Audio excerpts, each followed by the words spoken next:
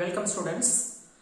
இன்னைக்கு நம்ம பார்க்க போற டாபிக் என்ன அப்படின்னு சொல்லி பாத்தீங்கன்னா சமான நிறை. நம்ம ஏற்கனவே மூலக்கூறு நிறை பார்த்திருக்கோம். மூலக்கூறு நிறை அப்படின்னு ஒன்று இருக்கும் பொழுது இந்த சமான நிறை அப்படிங்கிறது ஏன் வருது அப்படின்னு சொல்லி பார்த்தோம்னா ரெண்டு கெமிக்கல் சப்ஸ்டன்ஸ் எடுத்துப்போம். ஒன்று HCl ஹைட்ரோகுளோரிக் ஆசிட், இன்னொன்னு H2SO4 சல்ஃபியூரிக் ஆசிட். சரிங்களா? இது ரெண்டுமே அமிலம், ரெண்டுமே நீர்ல கரைஞ்சு என்னத்தை கொடுக்கும் அப்படின்னு சொல்லி பாத்தீங்கன்னா H+ அயனிகளை ப்ரொடியூஸ் பண்ணும். இதுவும் நீர்ல கரைஞ்சு H+ அயனிகளை ப்ரொடியூஸ் பண்ணும். சரியா? இதுல ஒரு H இருக்கு, அதனால 1H+, இதுல 2H இருக்கு, 2H+. சரிங்களா? இப்ப இத 1 மோல் எடுத்துக்கிட்டோம்னா 1 மோல் H+ நமக்கு நீர்ல கிடைக்குது. இத 1 மோல் எடுத்துக்கிட்டோம்னா இதுல 2 மோல் H+ நமக்கு நீர்ல கிடைக்குது. ரெண்டுமே அமிலம் தான், ரெண்டையும் நம்ம 1 மோல் எடுத்துக்கிறோம். ஆனா ஹைட்ரோகுளோரிக் ஆசிட் என்னன்னா 1 மோல் H+ கொடுக்குது, சல்ஃபியூரிக் ஆசிட் என்னன்னா 2 மோல் H+ கொடுக்குது. ரெண்டுமே H+ தான் கொடுக்குது, ஆனா வெவ்வேறு அளவுல கொடுக்குது. ஒரே அளவு ஒரு வினையை எடுத்துக்கிட்டோம்னா வெவ்வேறு அளவிலான H+ அயனிகளை கொடுக்கிறது.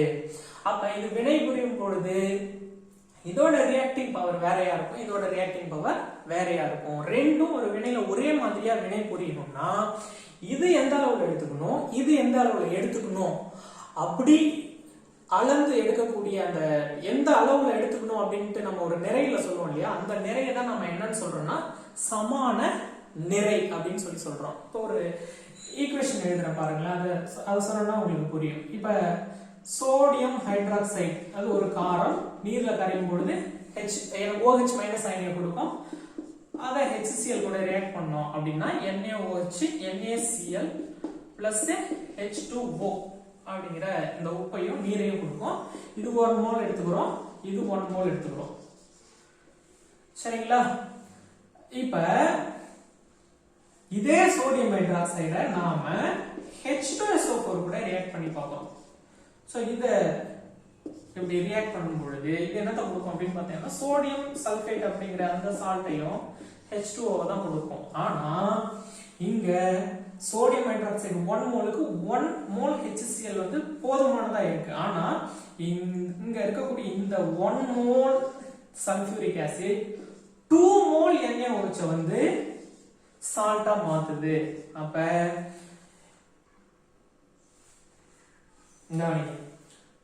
2 மோலுக்கு 1 மோல் சல்ஃபியூரிக் ஆசிட், அப்ப 1 mole NaOH half mole H2SO4 போதும் தானே? half மோல் H2SO4 போதும். பாக்கி இருக்கக்கூடிய அந்த half மோல் H2SO4 நமக்கு எக்ஸஸா தானே இருக்கு. அப்ப ஒரு வினைக்கு எக்ஸாக்ட்டா எவ்வளோ கெமிக்கல் சப்ஸ்டன்ஸ் தேவை அப்படிங்கறத எடை போட்டு கால்குலேட் பண்ணக்கூடிய அந்த எடையை தான் நாம சமான எடை அப்படின்னு சொல்லி சொல்றோம். இப்ப சமான எடைக்கு புக்ல வந்து என்ன டெஃபினேஷன் கொடுத்திருக்காங்க அப்படிங்கறத நாம பார்க்க போறோம். டெஃபினேஷன் பார்க்கறோம்.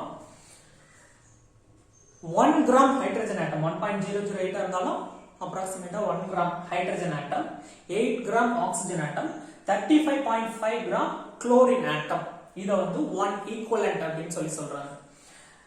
இது இந்த அளவு உள்ள ஹைட்ரஜன் கூடயோ அல்லது 8 கிராம் ஆக்சிஜன் கூடயோ அல்லது 35.5 கிராம் குளோரின் கூடயோ சேரக்கூடிய தனிமம் அல்லது சேர்மத்தின் நிறை, அல்லது ஒரு வினையிலிருந்து 1 கிராம் ஹைட்ரஜன் அல்லது 8 கிராம் ஆக்சிஜன் அல்லது 35.5 கிராம் குளோரின் அணுக்களை நீக்கக்கூடிய தனிமம் அல்லது சேர்மம் அல்லது அயனியோட நிறைய சமான நிறை அப்படின்னு சொல்லி சொல்றாங்க. இப்ப நம்ம எல்லா வினையிலும் ஹைட்ரஜன், ஆக்சிஜன், குளோரின் இந்த அணுக்களை வந்து எதிர்பார்த்துட்டு இருக்க முடியாது.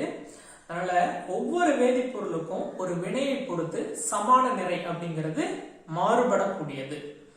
சோ இந்த சமான நிறைய ஒரு ஃபார்முலாவை பயன்படுத்தி கால்குலேட் பண்றாங்க. ஒவ்வொரு வேதிப்பொருளும் அது வினையில ஈடுபடக்கூடிய தன்மை அல்லது வேதிப்பொருள் வந்து தனிமமா சேர்மமா அது ஒரு வினையில எந்த மாதிரி ரியாக்ட் பண்ணுது அப்படிங்கறத பொறுத்து ஃபார்முலா அப்படிங்கிறது ஃபார்முலாவை சமான நிறை மாறுற மாதிரி ஃபார்முலா அப்படிங்கிறதும் மாறுபடக்கூடியதா இருக்கு. அதுல நம்ம முதல்ல ஜெனரல் ஃபார்முலா, சமான நிறைக்கான ஜெனரல் ஃபார்முலா சமான நிறை இஸ் ஈக்குவல் டு மூலக்கூறு நிறை டிவைடட் பை சமான காரணி. Molecular weight divided by equivalence factor அப்படின்னு சொல்லுவாங்க. இதுல எல்லா ஃபார்முலாவிலையும் மூலக்கூறு நிறை வரும். ஆனா இந்த சமான காரணி அப்படிங்கிறது தனிமத்துக்கு வேற மாதிரியும் சேர்மத்துக்கு வேற மாதிரியும் நம்ம அந்த ஜெனரல் ஃபார்முலாவில பார்த்தோம். சமான காரணி அப்படிங்கிறது தனிமத்துக்கு வேற சேர்மத்துக்கு வேற, அமிலம் காரம் ஆக்சிஜன் ஏற்றி ஆக்சிஜன் ஒடுக்கி இதுங்களுக்கெல்லாம் வேற வேறையா இருக்கும் அப்படிங்கிறத பார்த்தோம். இப்ப நம்ம தனிமத்துக்கான அந்த ஃபார்முலாவை பார்க்குறோம்.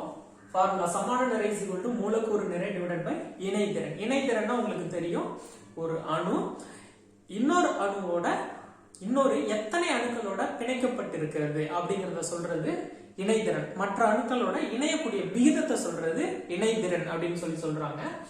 இப்ப இதுதான் ஃபார்முலா. இப்ப நம்ம சில எக்ஸாம்பிள் பார்ப்போம். சோடியம் எடுத்துக்கிறோம்.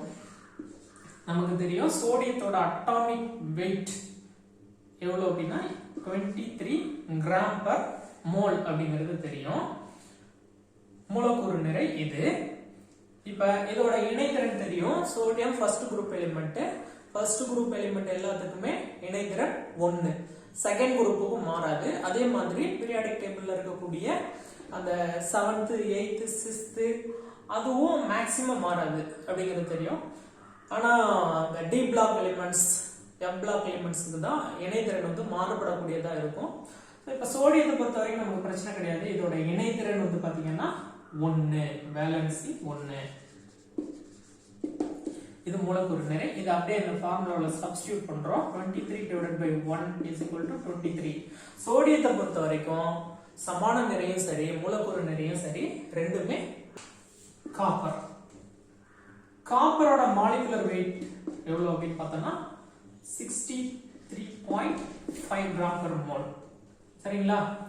காப்பருக்கு ரெண்டு விதமான வேலன்ஸ் இருக்கு. அதோட salt CuCl2 Cu2Cl2, cupric chloride cuprous chloride. சரிங்களா? ஹையர் ஆக்சிடேஷன் ஸ்டேட் 2+ இருக்கும், இது 1+ இருக்கும். ஹையர் ஆக்சிடேஷன் ஸ்டேட் எதுக்குலாம் இருக்கோ அதை இக் அப்படின்னு முடியும். ஃபெரஸ் குளோரைடு ஃபெரிக் குளோரைடு அப்படிங்கிற மாதிரி. இங்க வந்து பாத்தீங்கன்னா லோயர் ஆக்சிடேஷன் ஸ்டேட், இதை குப்ரஸ் குளோரைடு அப்படின்னு சொல்றோம். இங்க காப்பரோட அட்டாமிக் வெயிட் வந்து பாத்தீங்கன்னா 2. இங்க காப்பரோட வேலன்சி பாத்தீங்கன்னா 1. இங்க காப்பரோட வேலன்சி பாத்தீங்கன்னா 2. சோ இத பொறுத்த வரைக்கும் காப்பர் தனிமம் வேலன்சி 2 இருந்துச்சுன்னா அப்ப காப்பரோட ஈக்குவலன்ட் வெயிட் எவ்வளவு அப்படின்னு பார்த்தோம்னா அதோட மூலக்கூறு நிறை 63.5 டிவைடட் பை 2. வேலன்சி வந்து 2 இருந்தால், வேலன்சி வந்து 1 இருந்துச்சுன்னா 63.5 divided by 1 that is equal to 63.5. இங்க வந்து பாத்தீங்கன்னா 31.75 அப்படிங்கிறது காப்பரோட வெவ்வேறு சமான எடை. இப்ப நம்ம ஒரு அயனியோட சமான நிறை எப்படி கண்டுபிடிக்கிறது அப்படின்னு பார்த்தோம்னா வாய்பாட்டு நிறை டிவைடட் பை அயனியோட மின்சுமை. அது என்ன வாய்பாட்டு நிறை அப்படின்னா வாய்பாட்டு நிறைய மூலக்கூறு நிறைய ஒண்ணுதான். ஆனா அயனிகள் அப்படிங்கிறது பொதுவா அயனி சேர்மங்கள்ல இருக்கும். ஒரு அயனியை சுத்தி ஒரு நேர் அயனியை சுத்தி நிறைய எதிர் அயனி இருக்கும். அதே மாதிரி ஒரு எதிர் அயனியை சுத்தி நிறைய நேர் அயனி இருக்கும். அதை வந்து சிம்பிளிஃபை பண்ணி ஒரு சின்ன வாய்பாடா கொடுப்பாங்க. அப்ப அந்த வாய்பாட்டோட நிறை தான் நம்ம வாய்பாட்டு நிறை அப்படின்னு சொல்றோம். தனித்தனி மூலக்கூறா இருக்காது அயனி சேர்மங்களை பொறுத்த வரைக்கும். நிறைய அயனிகள், ஒரு நேர் அயனினா அது நிறைய எதிர் அயனியோடையும், ஒரு எதிர் அயனினா நிறைய நேர் அயனியோடையும் இருக்கு அப்படிங்கறதால அந்த வாய்பாட்டு நிறை மூலக்கூறு நிறையவே வாய்பாட்டு நிறை அப்படின்னு சொல்றாங்க. இது அயனியோட மின்சுமை. அதுக்கு எடுத்துக்காட்டு பாக்குறோம், எக்ஸாம்பிள் பாக்குறோம். Na+க்கும் Mg2+க்கும் பார்ப்போம். நமக்கு தெரியும் Na-ஓட மூலக்கூறு நிறை 23. அயனியா இருந்தாலும் அதே வெயிட் தான், அணுவா இருந்தாலும் அதே வெயிட் தான். மக்னீசியத்தோட மூலக்கூறு நிறை 24 கிராம் per மோல் அப்படிங்கிறது நமக்கு தெரியும். இப்ப இது ரெண்டோட சமான நிறை கண்டுபிடிக்க போறோம். Equivalent weight of Na+ is equal to வாய்பாட்டு நிறை 23, அதான் மூலக்கூறு நிறை divided by 1 is equal to 23 தான். இப்ப மக்னீசியத்தோட சமான நிறை 24 மூலக்கூறு நிறை டிவைடட் பை அதோட மின்சுமை இதோ இருக்கு பாருங்க 2+. இது பிளஸ்ஸா இருந்தாலும் சரி மைனஸா இருந்தாலும் சரி அதோட மின்சுமை சார்ஜ் எடுத்துக்கூடாது. மின்சுமையோட எண் மதிப்பு 2 அப்படிங்கறத எடுத்துக்கணும். 2 எடுத்துக்கிட்டு டிவைட் பண்ணோம்னா 12 அப்படிங்கிறது மக்னீசியத்தோட உப்பின் சமான நிறை வாய்பாட்டு நிறை. வாய்பாட்டு நிறைனாலும் மூலக்கூறு நிறைனாலும் ஒண்ணுதான். அது அயனி சேர்மங்களுக்கு சொல்லும் பொழுது வாய்பாட்டு நிறை அப்படின்னு சொல்றாங்கன்னு ஏற்கனவே சொல்லியிருக்கோம். வாய்பாட்டு நிறை டிவைடட் பை மொத்த நேர் அல்லது எதிர் அயனியோட மின்சுமை அப்படின்னா மொத்த மின்சுமை அப்படின்னா என்ன அப்படின்னு பாத்தீங்கன்னா இப்படி ஒரு சப்ஸ்டன்ஸ், இப்படி ஒரு உப்பு இருக்கு, சோடியம் சல்பேட். இது பிரியும் பொழுது எப்படி பிரியும் அப்படின்னு பாத்தீங்கன்னா Na plus 2Na plus plus SO4 2 minus இப்படிதான் ஆன்சர் இருக்கும். ஒண்ணு இந்த சார்ஜ் எடுத்துக்கணும் சரிங்களா, நேர் அயனியோட சார்ஜ். ஒரு சோடியம்னா ஒரு 1 பிளஸ், 2 சோடியம்னா 2 பிளஸ் இருக்கு. அல்லது இந்த சார்ஜ் ஏதோ ஒரு சார்ஜ், ஏதோ ஒரு பார்ட் நேர் அயனியோட மின்சுமை அல்லது எதிர் அயனியோட மின்சுமையை எடுத்துக்கணும். நாம இதோட சமான நிறையை கால்குலேட் பண்ணுவோம். Equivalent weight of sodium sulfate is equal to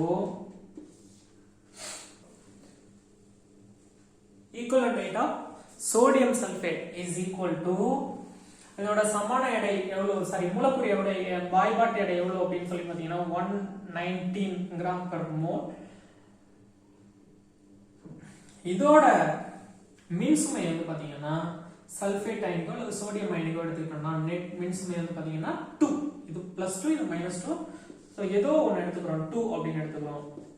இதால டிவைட் பண்ணோம் அப்படின்னா எவ்வளவு கிடைக்கும் அப்படின்னு பார்த்தாங்கன்னா 59.5 கிராம் per equivalent. இது நீரற்ற உப்பை கால்குலேட் பண்ணும் பொழுது எப்படி கால்குலேட் பண்றோம், சில உப்பு கொடுக்கும் பொழுதே நீரேறிய உப்பா இருக்கும். Copper sulphate pentahydrate. இதுக்கு நம்ம சமான எடை எப்படி கண்டுபிடிக்கிறது அப்படின்னு சொல்லி பார்த்தோம்னா இதோட மூலக்கூறு எடை இது ஒரு பாருங்க, ஒரு காப்பருக்கு 63.5, சல்பருக்கு 32, 4 ஆக்சிஜனுக்கு 64. இதோட வேல்யூ வந்து 159.5 வருது. 5 வாட்டர் மாலிகூல் இருக்கு இல்லையா, ஒரு வாட்டர் மாலிகூலுக்கு 18, சோ 5 வாட்டர் மாலிகூலுக்கு 90. இது ரெண்டையும் ஆட் பண்ணோம்னா 249.5 வருது. So equivalent mass of copper sulfate pentahydrate is equal to அதோட மூலக்கூறு நிறை 249.5 divided by காப்பரோட மின்சுமை. பார்த்தனா இந்த வாட்டரை நம்ம அந்த மின்சுமையில கால்குலேட் பண்ணனும்னா காப்பருக்கு வந்து பாத்தீங்கன்னா Cu2 SO4 2 அப்படின்னு பிரியும். சோ அதோட மின்சுமை வந்து பார்த்தனா 2. இத 2 ஆல டிவைட் பண்ணனா 124.75 கிராம் per equivalent அப்படின்னு வரும். இப்படிதான் நீரேறிய மூலக்கூறுகளுக்கு ஈக்குவலன்ட் மாஸ், இந்த வாட்டரோட மாஸையும் சேர்த்து வாட்டரோட மூலக்கூறு எடையும் சேர்த்து தான் நம்ம கால்குலேட் பண்ணணும். அமிலத்தின் சமான நிறை இதுதான் எக்ஸாம் பாயிண்ட் ஆஃப் வியூல பாத்தீங்கன்னா ரொம்ப இம்பார்ட்டன்டான டாபிக். அதாவது கொஸ்டினபிள் ஏரியா இந்த அமிலத்தோட சமான நிறையவோ அல்லது காரத்தோட சமான நிறையவோ பேஸ் பண்ணி இருக்கும் சரிங்களா. இப்ப அமிலத்தோட சமான நிறை அதற்கான வாய்ப்பாடு மூலக்கூறு நிறை டிவைடட் பை காரத்துவம். காரத்துவம் அப்படின்னா என்ன, அமிலம் காரத்துவம். இப்ப ஒரு அமிலத்தை எடுத்துக்கிறோம் HCl. இது H+ ஐயும் Cl- கொடுக்கும். சோ இந்த இதுல எத்தனை ரீப்ளேசபிள் அல்லது அயனைசபிள் அயனியாகக்கூடிய H+ இருக்கோ அதுதான் நம்ம வந்து காரத்துவம் அப்படின்னு சொல்றோம். இப்ப HCl பொறுத்த வரைக்கும் இதுல ஒரே ஒரு அயனியாகக்கூடிய H ஹைட்ரஜன் இருக்கிறதால இத நம்ம இதோட காரத்துவம் வந்து 1 அப்படின்னு சொல்றோம். ஏன் இத காரத்துவம் அப்படின்னு சொன்னோம்னா இது எத்தனை காரக்கூறுகளான OH கூட ரியாக்ட் பண்ணுது அப்படிங்கறத சொல்றதுக்காக இத காரத்துவம் அப்படின்னு சொல்றோம். H2SO4 இதோட காரத்துவம் பார்த்தோம்னா இதோட காரத்துவம் இதுல அயனியாகக்கூடிய 2 ஹைட்ரஜன் இருக்கிறதால 2. ஆக்சாலிக் ஆசிட் COOH இதோட காரத்துவமும் பாத்தீங்கன்னா 2 அயனியாகக்கூடிய காரத்துவம். பெரும்பாலான அமிலங்களுக்கு அதுல இருக்கக்கூடிய ஹைட்ரஜன் அயனிகளோட எண்ணிக்கையே வந்து பாத்தீங்கன்னா காரத்துவமா இருக்கும். இப்ப அசிட்டிக் ஆசிட் எடுத்துக்கிறோம். இதெல்லாம் எக்ஸெப்ஷன். இதுக்கு முன்னாடி பார்த்ததுலாம் அதுல இருக்கக்கூடிய ஹைட்ரஜன் அயனிகள் எத்தனையோ அத்தனை அதோட காரத்துவமா இருக்கும். இப்ப அசிட்டிக் ஆசிட் CH3COOH இதுல இந்த கார்பாக்சிலிக் குரூப் எத்தனை இருக்கு அப்படின்னு பார்க்கணும். ஒரு கார்பாக்சிலிக் குரூப் இருந்துச்சுன்னா அதோட காரத்துவம் 1. இந்த ஹைட்ரஜன்லாம் நம்ம கால்குலேட் பண்ணக்கூடாது. காரத்துவம் 1. இதுல இதே மாதிரி கார்பாக்சிலிக் அமிலம் கார்பாக்சிலிக் அமிலங்களுக்கு பார்க்கும்பொழுது அதுல இருக்கக்கூடிய கார்பாக்சிலிக் தொகுதி எத்தனைன்னு பார்த்தா அதுதான் அதோட காரத்துவம். முக்கியமா நாம எக்ஸாம் பாயிண்ட் ஆஃப் வியூல பார்க்கக்கூடிய சில அமிலங்கள் H3PO3 இது பாஸ்பரஸ் அமிலம். H3PO4 பாஸ்பாரிக் அமிலம். இது ரெண்டு பேஸ் பண்ணி அடிக்கடி क्वेश्चन கேக்குறாங்க. இப்ப பாஸ்பரஸ் அமிலம் இதுல பாத்தீங்கன்னா எத்தனை ஹைட்ரஜன் இருக்கு? 3 ஹைட்ரஜன் இருக்கு. அப்ப இதோட காரத்துவம் நம்ம பார்த்த உடனே 3 அப்படின்னு சொல்லிடக்கூடாது. இதோட காரத்துவம் வந்து இதுல அயனியாகக்கூடிய ஹைட்ரஜன் எத்தனை அப்படின்னு சொல்லி பார்த்தோம்னா இது 2 H+ ஐயும் HPO3 2- அயனியை தான் கொடுக்கும். சோ அப்ப இதோட காரத்துவம் வந்து பார்த்தோம்னா 2 தான். பாஸ்பரஸ் அமிலத்தை பொறுத்த வரைக்கும் காரத்துவம் பார்த்தோம்னா 2 தான். இது வந்து பாத்தீங்கன்னா 3 H+ ஐயும் PO4 3- அத கொடுக்கும். இதோட காரத்துவம் வந்து பாத்தீங்கன்னா 3. சரிங்களா? சோ இந்த இரு காரத்துவ அமிலம் டைபேசிக் ஆசிட், இத முக்காரத்துவ அமிலம் ட்ரைபேசிக் ஆசிட் அப்படின்னு சொல்லுவாங்க. சோ அப்ப இதோட காரத்துவம் மட்டும் என்ன பண்ணுது? மாறுபடுது. இதுக்கு சில எக்ஸாம்பிள் பார்ப்போம். இது ஏன் மாறுபடுது அப்படின்னு பார்த்தோம்னா இதோட ஸ்ட்ரக்சரை பார்த்தனாலே தெரியும். பாஸ்பரஸ் அமிலம். சோ இதுல 3 ஹைட்ரஜன் இருக்கு, அதனால 3 காரத்துவம் 3. இது மட்டும் 3 ஹைட்ரஜன் இருக்குல்ல, ஏன் 2 காரத்துவம் அப்படின்னு சொல்லி பார்த்தோம்னா இதோட ஸ்ட்ரக்சர்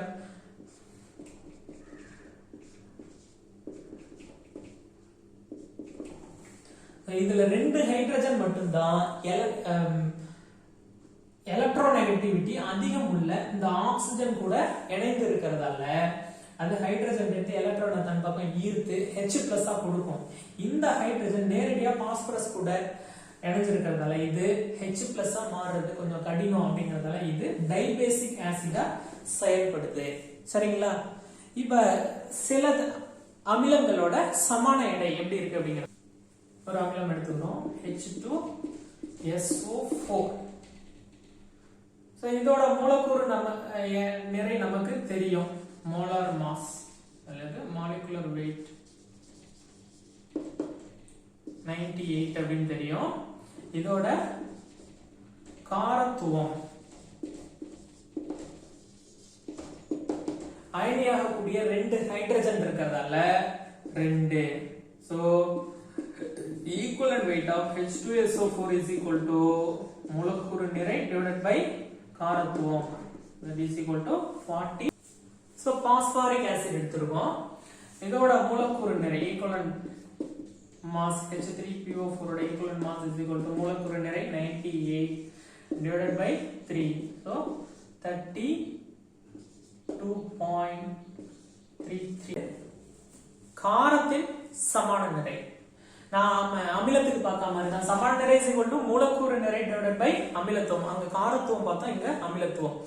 இப்ப அமிலத்துவம் அப்படின்னா என்னன்னா ஒரு காரத்துல இருக்கக்கூடிய ரீப்ளேஸ் ஆகக்கூடிய OH- அயனியோட எண்ணிக்கை, அதாவது அயனியாகக்கூடிய OH- அயனிகளோட எண்ணிக்கை. எத்தனை OH- அயனியாகும் அப்படின்னு சொல்லி பார்க்கிறோம். இப்ப சோடியம் ஹைட்ராக்சைடு இதுல எத்தனை OH இருக்கு? 1 இருக்கிறதால இதோட அமிலத்துவம் is equal to 1. Calcium hydroxide இதுல இருக்கக்கூடிய அமிலத்துவம் 2 OH- இருக்கிறதால 2. அலுமினியம் ஹைட்ராக்சைடு இதோட அமிலத்துவம் வந்து பாத்தீங்கன்னா 3.